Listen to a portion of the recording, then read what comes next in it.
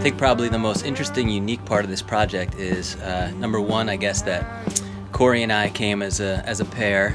Adam and Eli came as a pair.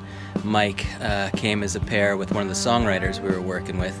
And Brett was the producer studio man, so we kind of brought a few different groups to the table.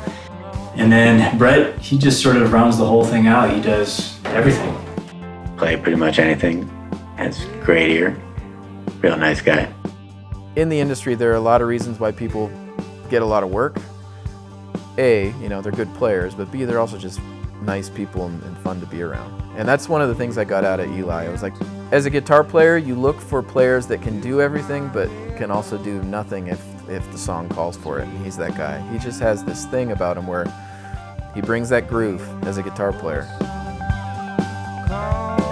And Corey's an amazing keyboard player, I think. Corey's the quiet one who doesn't really say a lot, and then you'll just hear back what he's playing. You're like, you're a monster. Yeah. Like, what is that? That's insane. I think he may be a mad genius. I think Mike is like a cultural genius. I think he's just a really interesting person, and he finds his way into a lot of creative endeavors. Like he brings a lot to the table. He's the Izzy Stradlin of the band. There's a certain characteristic that good musicians know about bass players, and they're the reasonable ones.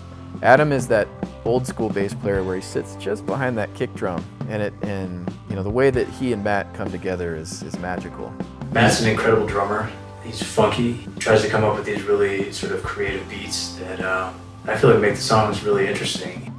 When you get together in a studio situation like this with musicians that don't necessarily come from the same scene or the same aesthetic, let alone the same town, can be extra rewarding.